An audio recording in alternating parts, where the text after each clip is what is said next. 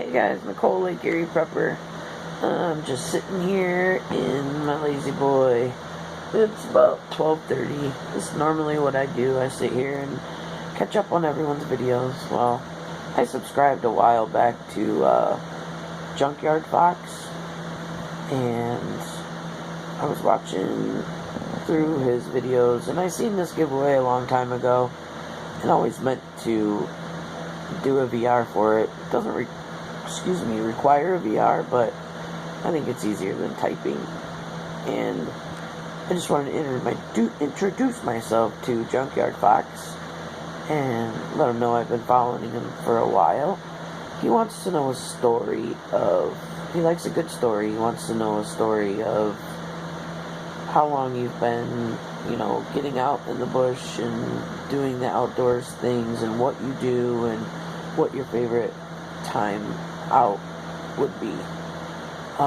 Really, I've been in the outdoors pretty much most of my life. I grew up on the beach. Grew up around Lake Erie. I'll never leave Lake Erie. My family did a lot of camping when I was younger, and that's something that I have carried through into being an adult. I do remember one time when I was younger, my uncle had these big mud racing cars. They built it from scratch, professional grade. It was called homebrew, and we would always go down to Bascom, Ohio, and that's where they had the races. Well, I always went with my aunt and uncle and my younger nephew, and they always took their camper down. Well, they'd have their camper, up here, and they'd always try to get by this creek that's always there.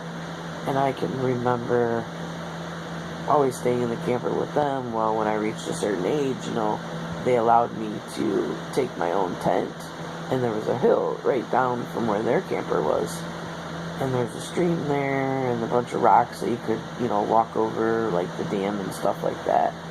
And I can remember setting my tent up down there and making it like my own campsite. And it was like the coolest thing ever, because every time I'd gone camping, I'd had to stay in the camper with them, and it was just really cool to have my own campsite and set up my own tent and my own fire and have everything right there for me.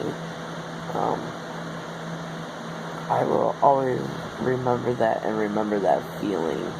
Yeah, it's nice to go glamping where you have air conditioning in the camper, and a refrigerator, and a shower, and a toilet, but it's always great to strip all of that, get back to the bare necessities, pack your bug out bag, grab your tent, hop in your boat, go down, a few miles even. Doesn't have to be far. Pull up on a beach, set your camp up, start a fire, and just really be one with nature. Falling asleep to the sound of the waves crashing, it's just awesomeness. So those are some of my fondest memories. I do work with individuals with developmental disabilities, and I took this one lady. She'd always wanted to go fishing, and nobody ever, that worked in the field wanted to take her fishing. And it's like, oh, come on, I love to fish. Let's go fishing. So, I'd pack her up and, really teach her, the skills. And, I taught her how to start a fire, and, how to bait her own hooks. And, by the end of the summer, she was a pro.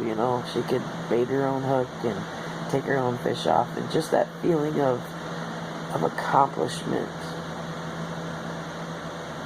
that, these people, we take for granted, the simple task of brushing our teeth. Well, for some of those individuals, brushing their teeth by themselves is a big deal. If you've ever actually had to sit and write out the steps it takes to brush your teeth, you'd be amazed. Like, take your left hand, grab the toothbrush, take your right hand, grab the tube. You know, it's all these little things that cognitively we can do, but these guys struggle with. And it's really a self-rewarding feeling to be able to help them accomplish these goals that they never thought that they could do. So I'm going to change my answer, taking that young lady with developmental disabilities out, you know, to the creek behind my mom's house or to the beach out in the woods, and empowering her to do these things that she never thought she would be able to do. And, you know, nobody would ever take the time to just